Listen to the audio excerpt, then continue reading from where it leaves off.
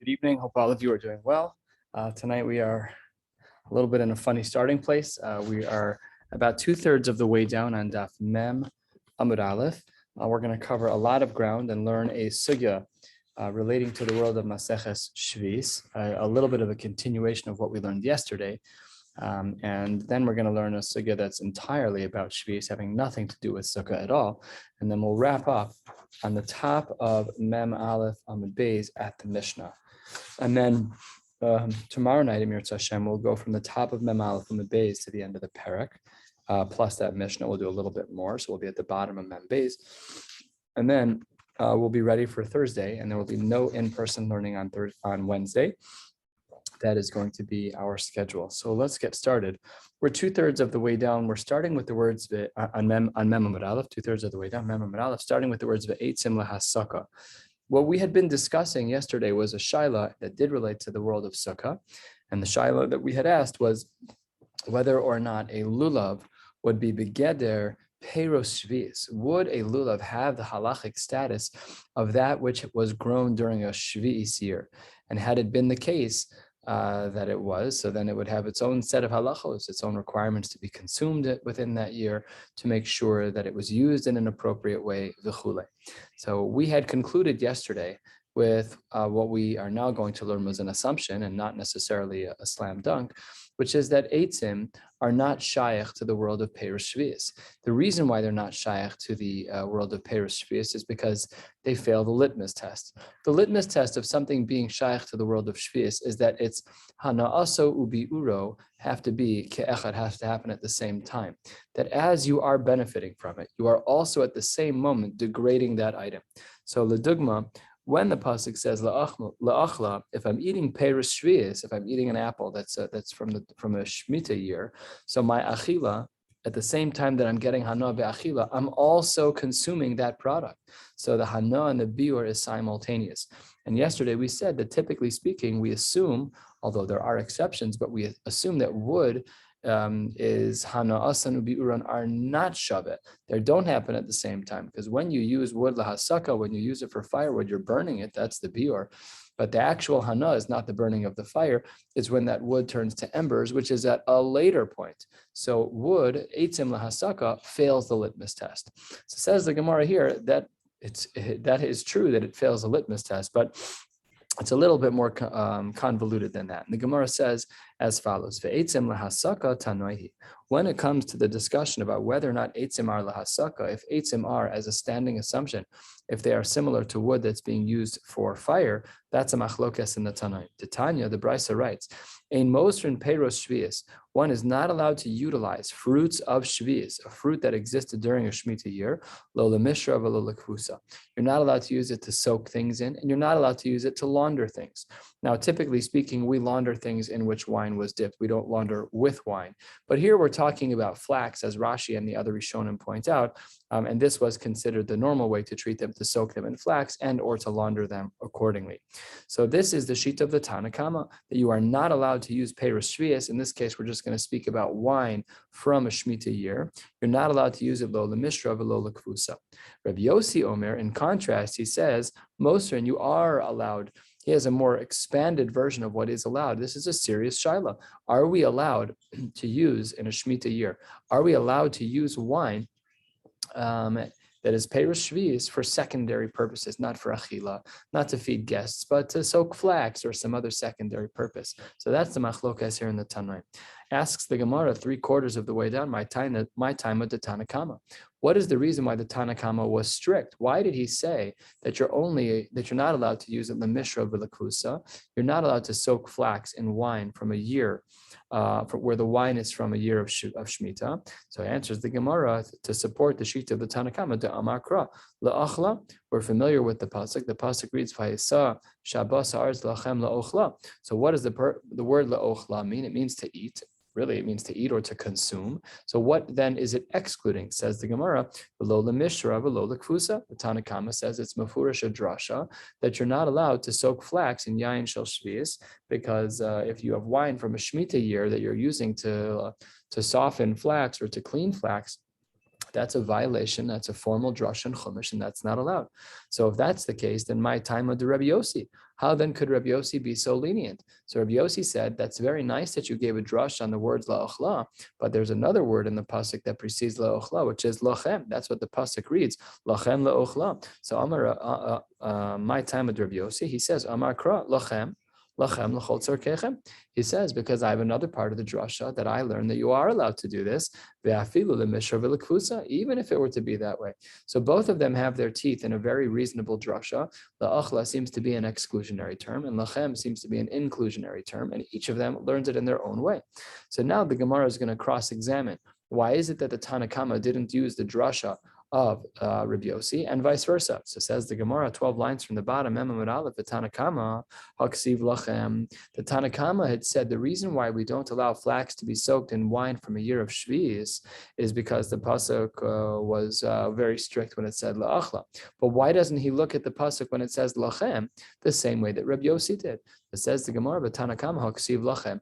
What are you going to do about Lachem? Rabbi Yossi learned that lachem is a more expansive drasha, and therefore maybe we should include allowing that flax should be able to be soaked or cleaned in wine from a Shemitah year. So how does the Tanna Kama get out of this? As the Gemara, hahu lachem dumya de la'achla. This is talking about the word lachem teaches us that it has to be similar to ochel as it relates to Shvi'is. How do we identify what the litmus test is for Shvi'is, the one that we started speaking about a couple of minutes ago? So it says the Gemara, Mishana asu b'yuro shaveh. When we see that something has its hana, its benefit and its destruction, its consumption are simultaneous, when they're shaveh, then that's something that's eligible to be a part of the world of Shvi'is. However, Yatsu Mishra Ukusa Shana Asana Achar Biura. But here, the Hana and the Biur are not at the same time. You have the Hana after the Biur. The Biur is when you put the flax inside the wine. Putting the flax in the wine will ruin the wine slowly but surely. So that's the Biur. But the Hana is not when the flax is in the wine. It's when the flax is then usable under other circumstances. And therefore, the Hana and the Biur are not Shaveh.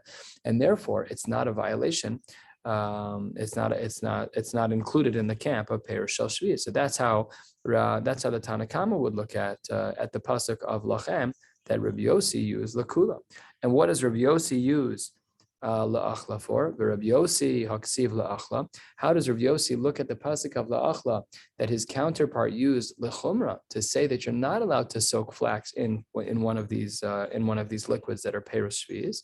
So the answer is the Gemara, 7 lines from the bottom. Hahu, that drasha of La'achla is meant to exclude something. Rabbi Yossi agrees that La'achla, that you're supposed to eat it, you're supposed to consume it. Rabbi Yossi agrees it's to exclude, but he holds it's not to exclude the mishra and the kavusa of soaking flax in wine or cleaning it. Why? 6 lines from the bottom. Hahu miboile la'achla. What does it mean when it says la'achla? Velo limelugma. It cannot be used for melugma. Take a look at the last Rashi on the page. The last Rashi on the page says, what's limelugma? Rashi says l'refua. In other words, yeah, you're allowed to drink wine stam during Shvi'is if it's Shemitah, no problem. But you're not allowed to make some concoction out of it that is considered to be a medical drug. That's not allowed. You're not allowed to use it that way. Kidatanya, as the Brisa writes, and this Brisa supports Rabbi Yossi's understanding that the word la'ochla is not to be viewed strictly the way that the Tanna Kama did, to exclude mishra and krusa, to not allow for the soaking of flax inside Perush Shvi'is, but rather it's to exclude something else, which is for Peros Shvi'is to be used for health purposes. The Brisa writes, la'ochla v'lo l'melugma. Oh, so says the Gemara, let's analyze this. Ata omer la'ochla v'lo l'melugma.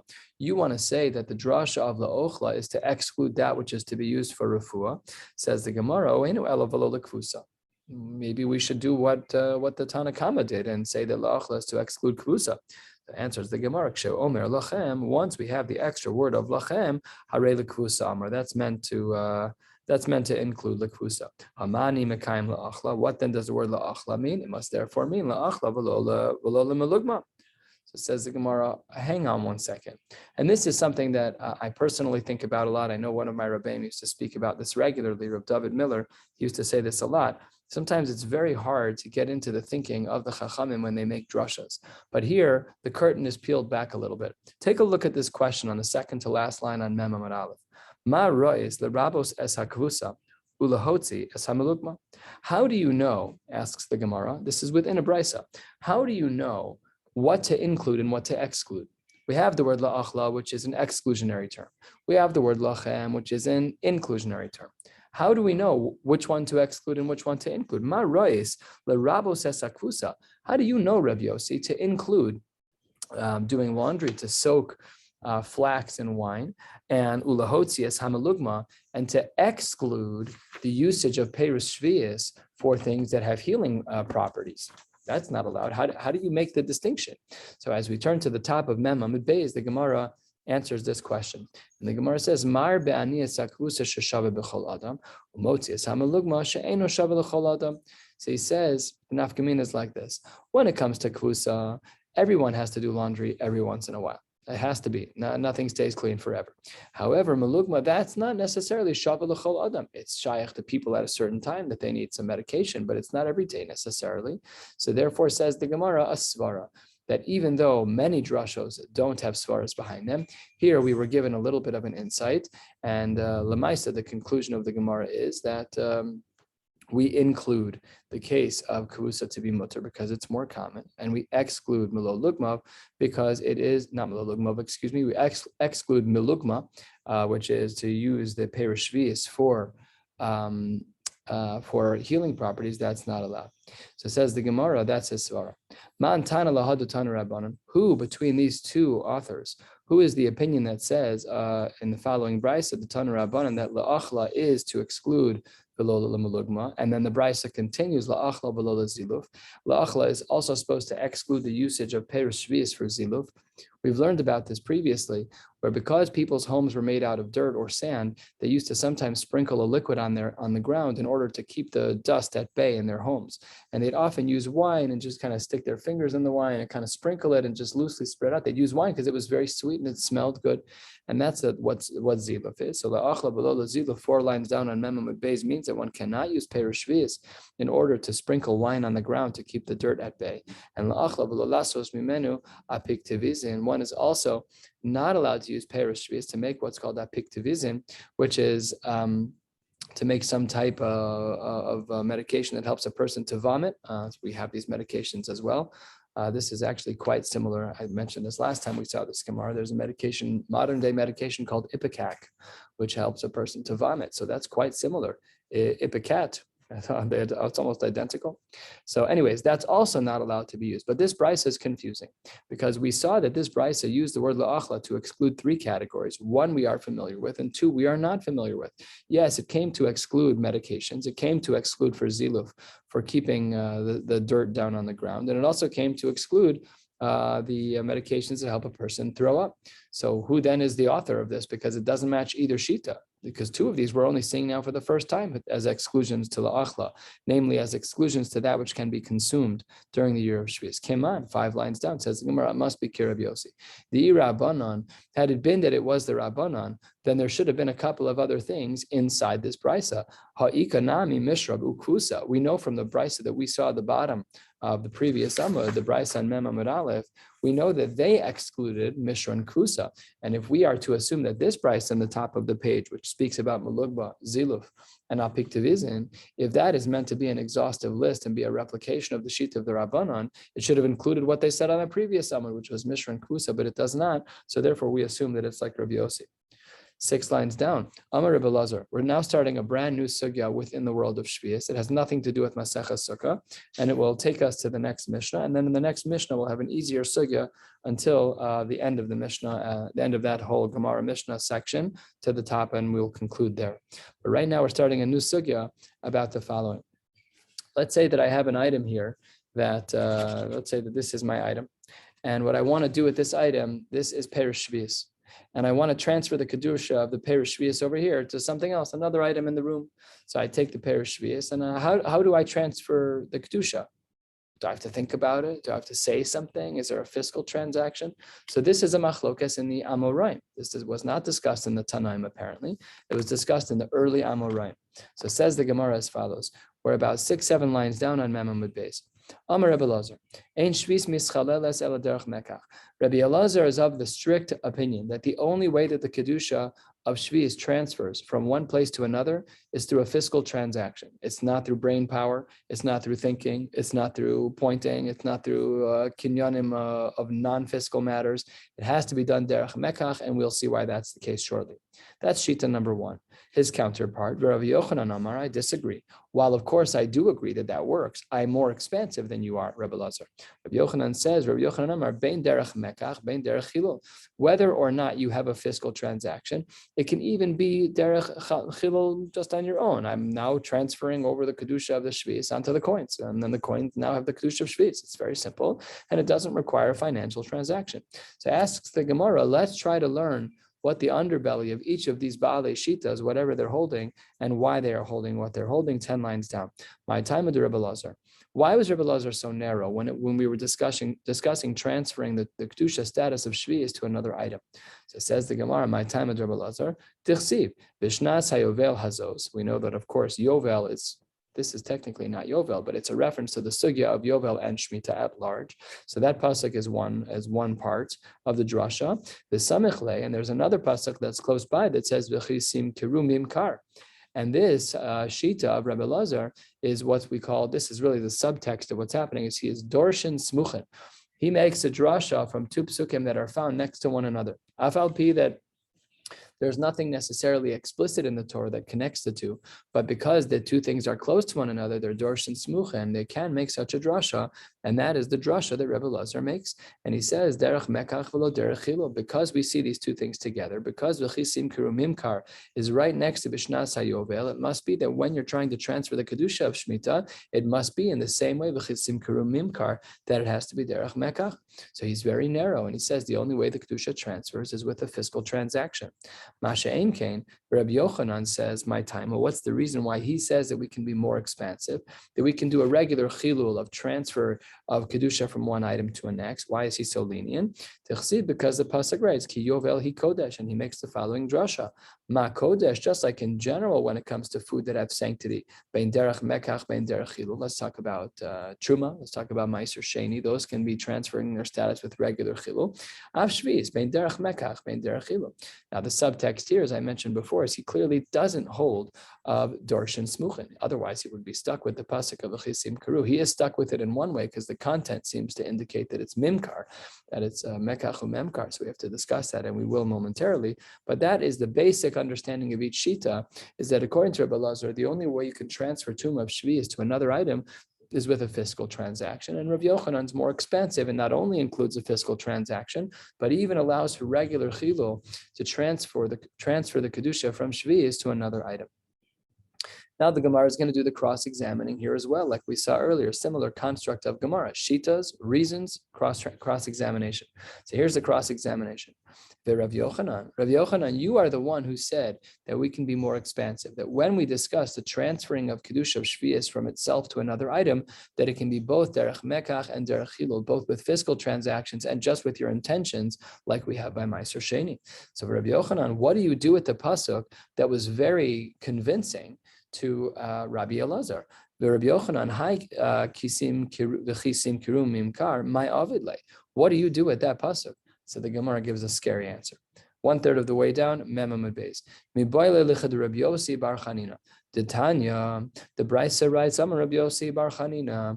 You need to know what type of profession you're in and what the risk and reward is. And dealing with something like Shvius has a lot of risk in it, which is what we refer to here in the Gemara as Avka Shel Ribis. So says the Gemara, Bo Urei, come and see. Kama Kasha Avka Shel Shvius. You need to see how difficult just the dust, just the small remnants of Shvius actually are. Adam no sevenosin beper Shvius. A person may well have a profession, or every 7 years they take upon themselves to be that guy, and they're all of a sudden selling perish shvius right and left. They're the ones to go to. But maybe they're not being so careful, and l'sov, they're going to get a consequence of mocheres metaltalav es kelab.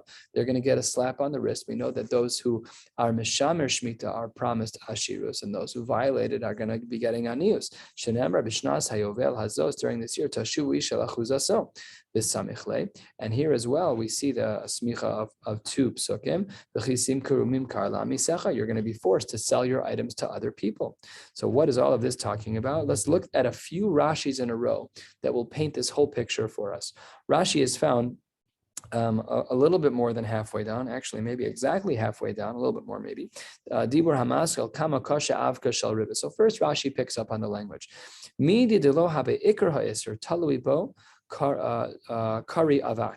When we are dealing with something that isn't the primary isser, but rather is a secondary, maybe even tertiary isser, it's really not primary at all, but you're still dealing with it. We refer to that as avak, v'chein avak ribis, v'chein avak lashon hara. These are phrases that we're probably familiar with. So here too, she'enu lashon hara gamor, elatzad lashon hara kemo avak ha'ole midavar hanichtash b'machteshes. Let's say you work in a wheat factory and you're grinding up wheat. There's going to be particles in the air that are floating, and it sticks to your clothes, and you go home and you smell like whatever the room smells. It's the avak. It's the avak. It's the dust of. Next, Rashi, Dibra Maschal Adam no sevenosin beperos l'shvis l'schora. Dehainu avak shvis. You're not allowed to do schora, but really, be'etzem, that's not the fundamental isser of shvis. The fundamental isser of shvis, he says l'schora. Rashi says is dehainu avak shvis. The ikar isser shvis lo sees rava lo sees more. You can't plant and you can't prune. V'zeu isser kal sheba. And when it comes to schora of taking the money from the benefits, the payros, the financials, not that I don't want to use the word payros, using the money that you made by selling Shemitah, so then that's very, very dangerous and you'll get a consequence. So anyways, going back into the Gemara, we're halfway down.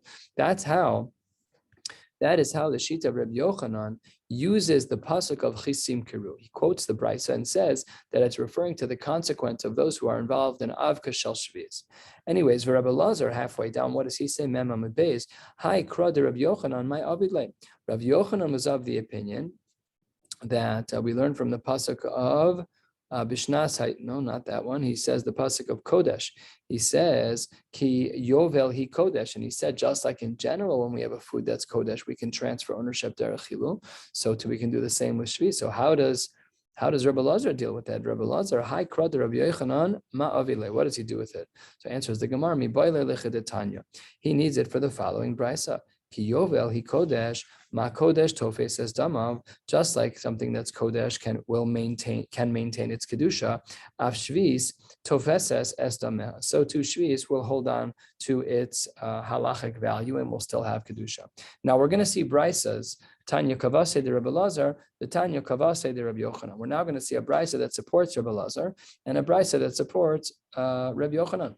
Now remember what we're looking for. Rabbi Lazar was of the opinion that when it comes to Shvis, he was of the opinion that the only way to transfer the Kedusha of Shvius is derech memkar with the financial transaction. And Rav Yochanan was of the opinion that even derech chilul, the regular way of transferring ownership just by appointment, that was sufficient.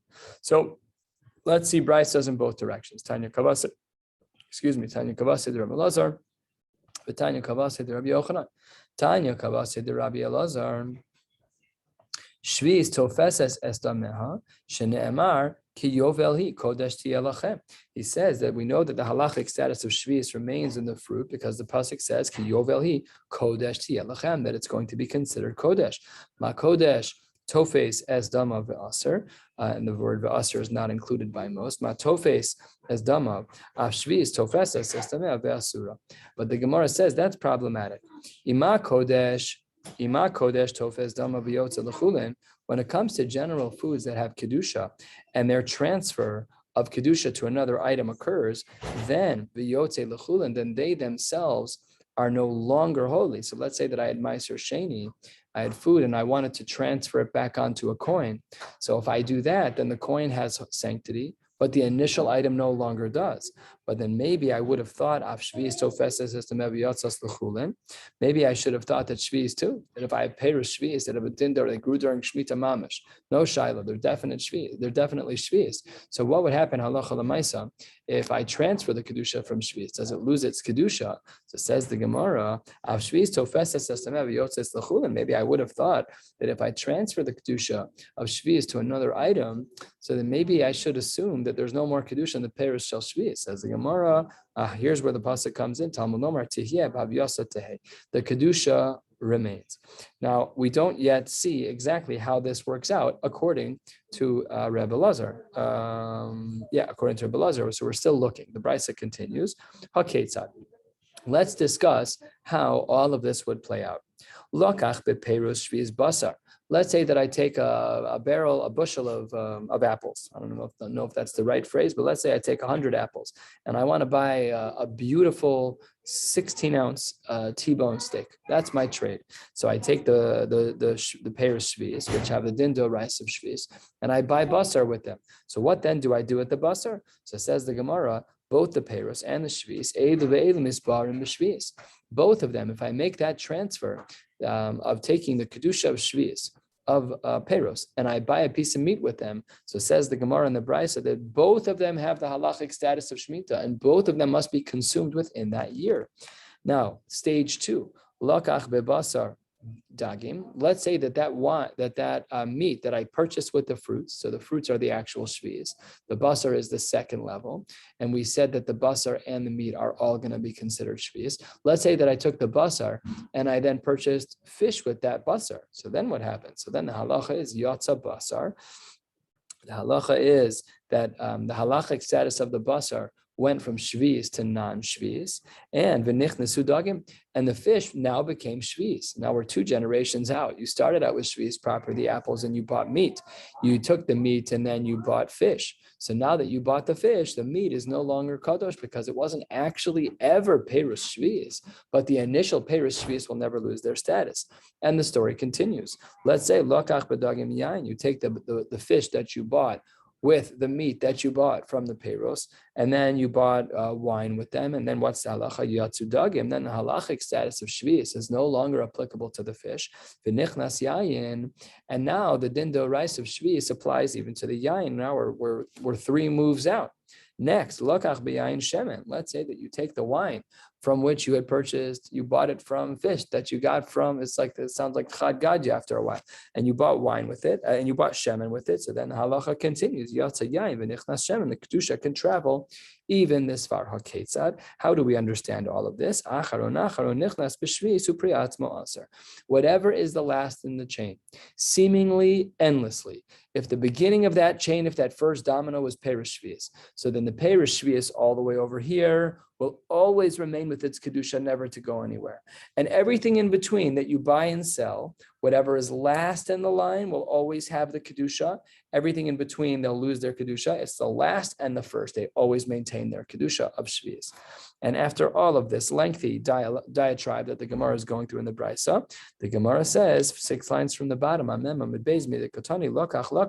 because we see the language, we might have passed it by, but just look up over the last couple of lines. Lokach bepeiros, lokach basar bedagim, lokach this, lokach that. Because we use the language of lakicha so many times, which we know from throughout Shas, that the language of lakicha is a language of fiscal, financial purchasing. So therefore, says the Gemara, midikatani lokach lokach alma derech mekach in derech hilulo. Now we see from here, at least subtly, if not explicitly, but what do we see from here? We see that lemaisa, the din of transferring the kedusha of shvius requires a lakicha, and that is why Rabbi Lazar, I shouldn't say that's why, but that's a text proof, a brisa, the Tanya Kabbalah, the Rabbi Lazar. This brisa then supports the shita of Rabbi Lazar that when we have a transfer of the kedusha of shvius, it's done through mekach and not through chilul. What about the next brisa? 6 lines, 5 lines from the bottom of Mem Amud Beis, the brisa reads, Tanya Kavasei de Rabbi Yochanan. What is the brisa that supports the sheet of Rabbi Yochanan? Remember that Rabbi Yochanan said that the kedusha of shvius can transfer, granted, of course, with mekach, with a financial transaction, but as well with chilul, with regular intent to transfer the kedusha. You don't need anything special. So then says the Gemara, what's the brisa? 5 lines from the bottom. Echad shvius ve'echad meiser sheni mischalalen al behema chayva of ben chayin ben shchutin divrei Reb Meir. If you have shvius, or if you have meiser sheni, you can transfer the kedusha mischalalen al behema chayva of on any of these animals, whether or not they're alive. That is the sheet of Reb Meir. The Chachamim were of the opinion al shchutin mischalalim, that when it comes to that which is shechted already, then we can say mischalal, that you can transfer shvius and meiser sheni onto an animal if it's already shachut, if it's already been shechted. Masha'en kain, 2 lines from the bottom, al chayin ein mischalalim, but when an animal is alive, we do not transfer the kedusha. Why don't we transfer the kedusha? So it says the Gemara, the reason we don't transfer the Gemara is 2 lines from the bottom is Gzeir Shema Yigdal Me'an Adarim. we're afraid that a person may say, hey, this is really a great animal, very, very healthy. We're going to use the animal for breeding. And the concern is that if it in fact has the status of halachic shvius, so as we've learned already today, that must be consumed within that year. And if you're not going to consume it within that year, that's very problematic. So the concern of the Chachamim was, okay, I understand the mechanics work. I got it. I understand that you can transfer in mechanics, you can transfer the Kedusha and of Shvis and Meiser Sheni to animals of all kinds. But we are concerned, say the Chachamim, that you should do so with a live animal because we're afraid that it may not check off all the boxes of making sure that you've completed and consumed that food within a year. So therefore, we don't do that. So these are the two brisas that support Rebbe Lazar and Rabbi Yochanan. From here, from where we stand right now, we have no way to paskin in this Gemara because everyone had a pasuk, everyone passed through the cross-examination, and everybody has a brisa. So this Gemara structurally is very, very clean. It's a difficult Gemara and requires a lot of rishonim. It's very hard to understand. I'm maskim, but there's nothing that's super clear from the Gemara in regards to psak. Each shita seems to have a lot to stand on. And then Rava comes along at the bottom of the page and tries to minimize the scope of the machlokas. Amar Rava, machlokas bezecharim aval benekevos divrei hakol al shchutin mischalolin al chayin ein mischalolin. He says, when do we have a machlokas in this brisa of Rav Meir and the Chachamim, this brisa that supports Rav Yochanan? The only time we have this machlokas is with males. We don't have the machlokas with animals that are females, because the animals are females, that's the way things go. There's a mating season. They're going to have babies. And therefore, because they're having babies, that's profit to the owner. He doesn't want to consume the animals. So because that's the case, therefore, we don't want to transfer the Kedusha of Shvius onto an animal that's chayin. So that's what he's saying here about benekevos when it comes to female animals. Divrei hakol al shchutin mischalolin al chayin ein mischalolin. Why? Because of the concern we mentioned earlier of Gezeira Shema Yigdal Mehen Adar. We're more concerned if the animal is a female upon which you transfer the Kedusha of Shvius than if it's a male. By female, it's much more direct, and therefore we're more concerned. And therefore, Rava says the machlokas in this brisa that was used as a raya for Rabbi Yochanan between Rabbi Meir and the Chachamim. The only time the machlokas really takes place is by Zecharim. But everyone agrees. Even Rabbi Meir would agree that when it comes to an animal that's a female, that we certainly don't transfer over the Kedusha of Shvius onto that animal. And Amar Rav Ashi, he as well tries to limit the machlokas in the brisa between Rav Meir and the Chachamim. Amar Rav Ashi, machlokas b'pri rishon. The only time there's really ever a machlokas is when we're talking about the initial fruit. Aval b'pri sheni divrei hakol bein derech mekach bein derech chilul. This is going back actually on the larger scope of the conversation of our machlokas of Rebbe Lazar, Rabbi Yochanan. Rav Ashi says that the only thing that they're arguing about in regards to whether or not we allow mekach or if we also allow chilul, that's only true by the initial fruits. That's by B'pri Rishon on the fourth line of Mem Aleph Amar Aleph. Aval B'pri Sheni Divrei Hakol. Everyone agrees that if it's the second, let's say that you had your apples and you transfer the kedusha over to the basar. Now, I was speaking about the basar, which is the second level. It was the transfer to the recipient of the kedusha. Aval B'pri Sheni Divrei Hakol. Bein derech mekach, bein derech chilul. From there, everything else can certainly be derech chilul, even according to Rebbe Lazar. Says the Gemara, "V'hai dekatani lakach lakach." What do we do about the textual proof that was being used in the brisa to support Rebbe Lazar?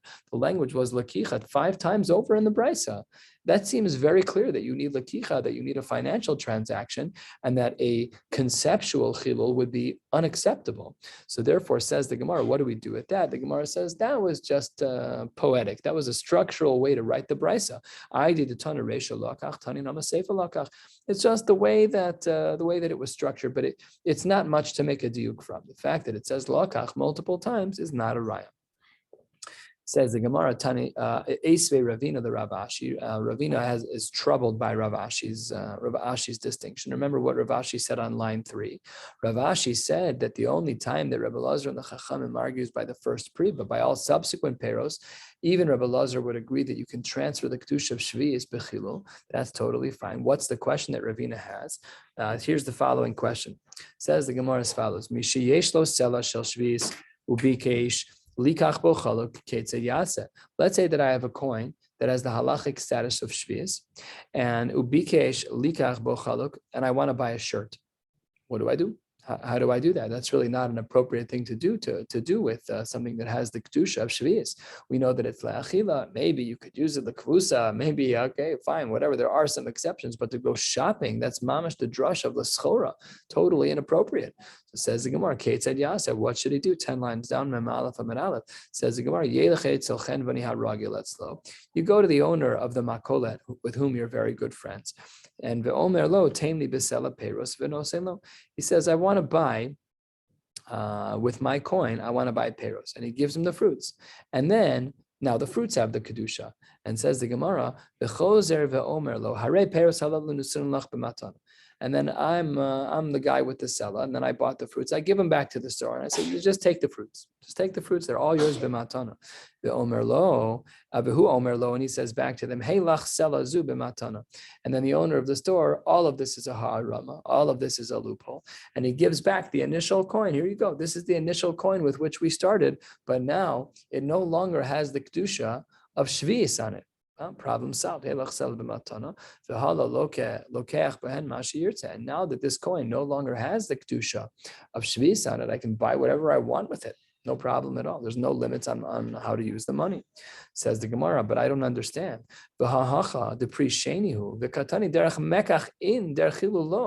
This whole story, this whole ruse that we've built between me and the store owner, that assumes for some reason that I need to have a financial transaction. But that was the whole point of Rav Ashi's distinction. Rav Ashi's distinction was that when it comes to the machlokes Rabbi Elazar and Rabbi Yochanan, that's only true but pre-rishon with the initial fruits that actually grew from the ground. But once you transfer the tumah to another item, once you transfer the kedusha, to another item, so that new item, it doesn't need to have a fiscal transaction to transfer the tumah. Again, all you need is regular chilul. Yeah, what do we see in this story? I have to do this with the coin and the back and forth. That's a fiscal transaction. But if Rav Ashi's right, why couldn't it be done derech chilul? Why did we need all of the transactions on the financial side? And the Gemara embraces this. So the Gemara says, you're absolutely right. We're 1/3 of the way down. Mem Aleph Amid Aleph. And the Gemara says, you're right. Elo Amar Rav Ashi, the other way. Machlokes b'pri sheni. The only time Rabbi Elazar and Rabbi Yochanan have a machlokes is in regards to the second fruit. So the initial one grew from the ground. Let's call them apples. I transferred that kedusha onto 6th-year apples and make them with the kedusha of shvius. That's where they have their machlokes on the second fruit of whether or not from there future transactions can be done derech mekach, or if they can also be done derech chilul. Aval b'pri-rishon derech akol derech mekach in derech chilul. But there, even Rabbi Yochanan, who was the makil on the previous summit, he would not say that when it comes to the pre-rishon that we can but that we can transfer the status of the shvius from it to another item. That has to be done derech mekach. Even Rabbi Yochanan would agree. Brisa that we saw on the bottom that was supporting the sheet of Rabbi Yochanan, the language you'll see right there, 5 lines from the bottom, the language was echad shvis ve'echad meiser sheni mischalalim. There it says it's shvis mamish. It seems to be shvis. Says the Gemara, nope, it's not shvis mamish. My shvis, it's dmei shvis. It's the financial value of that you had transferred onto coins or some other type of construct, but it wasn't the initial actual shvius. Says the Gemara, if you don't say this, then meiser mamish. That then would imply that 5 lines from the bottom of Mem Amid Beis, when he says that line of echad shvius ve'echad meiser sheni, it seems to be that the meiser sheni would be actual meiser sheni. But we know that that's not true. We know that the money of meiser sheni was brought on a coin. That's what the Gemara says. That it has to be done on a coin. We know that the coin has to have a tzura on it. That's vitzarta. It has to have a tzura. So says the Gemara, it can't be that meiser sheni is meiser mamish. Therefore, elodmei meiser, it must therefore be that it's dmei meiser and hachanami dmei shvius, that the pasuk is referring to dmei shvius, and therefore we accept this last distinction of Rav Ashi. The distinction that we are now accepting of Rav Ashi is that the machlokes between Rabbi Elazar and Rabbi Yochanan is a little narrower. It only applies in regards to secondary, tertiary, and all of the later transfers of peiros from the initial.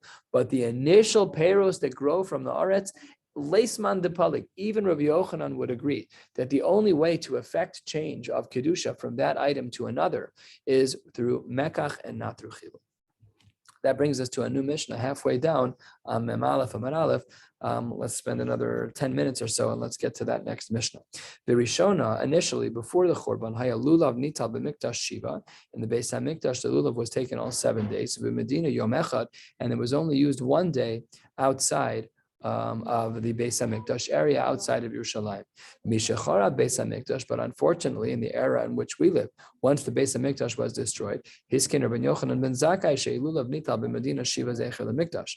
This is so interesting. If you don't know this is a great piece of information. And the great piece of information is that when we do the Lulav and Esrog now, the last 6 days is zecher leMikdash. It's not a din d'oraisa, and l'chora, is it a din d'rabbanan? Maybe zecher l'mikdash, but it's not your classical din d'rabbanan. This didn't exist in the times of the Beis HaMikdash. Did anyone take lulav and esrog outside of the Yerushalayim, outside of the enclaves of that space? Didn't happen.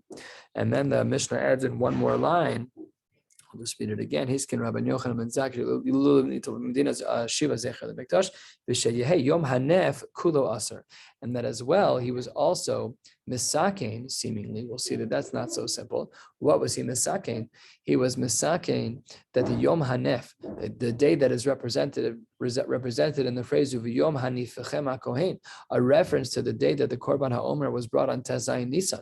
So the Korban HaOmer was brought on Tez Zayin Nisan, which would be matir chadash, flour that was new, and make it into yashan, in which case it would then be edible. That was done on the 16th of Nisan before Chatzos. So says the Gemara, with the Churban in place, you couldn't eat any flour that was from the previous season until after the full day of the 16th had transpired. And we're going to learn about this more. So it says the Gemara, how do we know that Rabbi Yochanan ben Zakkai was right in making this day that was these last 6 days as Zecher LeMikdash? How did we know that was the case? Says the Gemara, 3/4 of the way down, second line into the Gemara, and the Gemara says as follows: Amar Rabbi Yochanan to Amar Kra, ki e'eleh when things are very long for you, when I'm going to be healing you, Hashem said, when they call you the ones that are pushed away, Tzion you're the ones from Tzion, Doresh Ein La, there's no one who's going to take care of you. So says the Gemara, what does Doresh Ein La mean? There's no one who's going to take care of you. What does that imply? Michlal, says the Gemara, Drisha, that you need something, you need a little bit of a boost. So once the Churban kicked in, unfortunately, we therefore then needed to add a little bit, and what we did is we added in that in the Gevulin outside of the Beis HaMikdash that we would then Medina that we would then have to take an extra 6 days of lulav and esrog. Okay, says the Gemara b'sheyehei Yom Hanef. We see that the Gemara says that we are not allowed to eat any of that flour on that 16th day of Nisan. Says the Gemara, my taima. Why? That's not the way that is not the way that we would do these things. In the times of the Beis HaMikdash, we didn't have to wait the whole day. Why was Rabbi Yochanan ben Zakkai so strict? Says the Gemara, because Mirz Hashem Meheira Yibana Beis HaMikdash. That would be amazing. That once the Beis HaMikdash was destroyed, here's what Rabbi Yochanan ben Zakkai was saying. Meheira Yibana Beis HaMikdash. I hope the Beis HaMikdash gets rebuilt very quickly. But what they'll say is Ishtakad Milo Achalnu Beheir Mizrach. In the past, last year, namely in a year when they had the Beis HaMikdash, they were able to eat the flour earlier in the day because the Korban HaOmer was brought earlier in the day because they had a Beis HaMikdash. Maybe this year as well, we should also be able to eat when it's Heir HaMizrach, once the sun comes up. No, they don't know. The Ishtaka, they lo have a Beis HaMikdash, Heir Mizrach. If you would have said that the morning is sufficient and you didn't forbid the whole day, then you might make an error and assume that the morning was okay because it's morning. That's not correct. The morning was only okay in the times of the Beis HaMikdash when there was actually a Korban Omer that was brought. So that was his concern. Then the Gemara asks 8-9 lines from the bottom of Mem Aleph and Men Aleph. I don't understand your whole case over here of Yochanan ben Zakkai. The Ivnei Emas. When was the Beis HaMikdash rebuilt? If you want to say that the Beis HaMikdash was built on the 16th, so then Harei Hitir Heir HaMizrach. Then at that point, if it was built on the 16th, then the sun would have already risen. So then I don't understand how your Gzeira could have come up. What was your concern? Ela de Ivnei B'Chameisar. If you want to say that it was built on the 15th, so then Mechatzosei Mulahalan Tishtare. Then at the latest, on the 16th, At the latest, we should have allowed it after Chatzos, because in the times when there was a Beis HaMikdash, says the Gemara, the Hatznan, the Mishnah says, Harachokim, people who didn't live near Yerushalayim and they didn't have a cell phone culture where they could send out a blast text message, a broadcast. The Korban Omer has been brought. So they didn't have any way to communicate that, but they assumed Harachokim mutar mechatzos hayom ulahalam lefishein bezdin misatzlan bo. So then the bezdin for absolutely would have brought the Korban Omer before Chatzos. It says the Gemara, I don't understand. What was your scenario that was confusing Rabbi Yochanan ben Zakkai? If it was on the 16th, you don't need your takana. If it was on the 15th, you don't need your takana. No, maybe the Beis HaMikdash would have been built at night on the 15th, or maybe inami samach l'shkias hachama, or it was built close to shkias hachama, which would also be very confusing. And that explains the timing as to why Rabbi Yochanan ben Zakkai needed to have this takana. Rav Nachman bar Yitzchak Amar, he says, Rav Yochanan ben Zakkai b'shita Rabbi Yehuda Amra. Really, Rav Yochanan ben Zakkai holds like the shita of Rabbi Yehuda. They did not live at the same time, as we will see shortly, but they hold the same. What does he say? The Amar mina Torah hu aser. That whole day of Yom Hanef is an Isser D'Oraisa to eat. You're totally not allowed to do that. That's for sure not. Tichsiv, as the pasuk says, turning to the top of Memala from the base, that it says that on that day that we are not allowed to do it. You're not allowed to eat that food on that day. The entire day. And here we're assuming that ad is ad ve'ad bichlal. So therefore, the whole day should be aser. So says the Gemara, but that's not the way that it was framed in our Mishnah. Does Rabbi Yochanan ben Zakkai really hold like Rabbi Huda? It seems to be that they argue. The Brisa here has a quote of our Mishnah. That's not. What does our Mishnah say? What's the key word here? Hiskin. Hiskin is din derabanan. He made a takana. Hiskin Rabbi Yochanan ben Zakkai she'eh yom hanef kulo aser. So then, Omar, we take out the word lo here. Rabbi Yehuda could not have spoken to Rabbi Yochanan ben Zakkai. The history books don't work that way. Omar, Rabbi Yehuda, in theory, what would he have said? How can it be that Rabbi Yochanan ben Zakkai would say it's derabanan? It has to be deraisa. Aditzumo shel yom. So you wanted to say that Rabbi Yochanan ben Zakkai and Rabbi Yehuda agreed. They're totally different. Rav Yehuda says the day is a din d'oraisa day. Rav Yochanan ben Zakkai says it's din d'Rabbanan day, Yom Hanef. So says the Gemara, really that's not correct. Rav Yehuda hu dekatay. In this phrasing of Rav Yehuda, he made an error because he thought hu savar midrabbanan ka'amar, that really Rav Yochanan ben Zakkai was only speaking in terms of that day being a din d'Rabbanan, that the Yom Hanef, the 16th of the month of Nisan was Asr. Belohi, that's not correct. Really, Rav Yochanan ben Zakkai held that the Yom Hanef was a din d'oraisa, midoraisa ka'amar. How can that be? V'hahiskin ka'amar. Look back at the Mishnah. It says that he made a takana. How can you say that that's the case? That it's a din d'Rabbanan? That doesn't make that it's a din d'oraisa. Of course, it's not a din d'oraisa. After all, it says takana in the Mishnah. So the Gemara answers, "My hiskin." Says the Gemara, "Dorash v'hiskin." Hiskin means that he made a drasha, and from the drasha he taught them the halacha. I'm asking my own question here. I didn't look this up. I don't understand that because it also says hiskin, the same language by the last 6 days of taking the mikdash of the lulav and Esther. Don't understand. Either way, we're going to stop right here. Mir Hashem will pick up tomorrow in person at the Mishnah on the top of Mem Aleph from Beis. Wishing you all a beautiful night.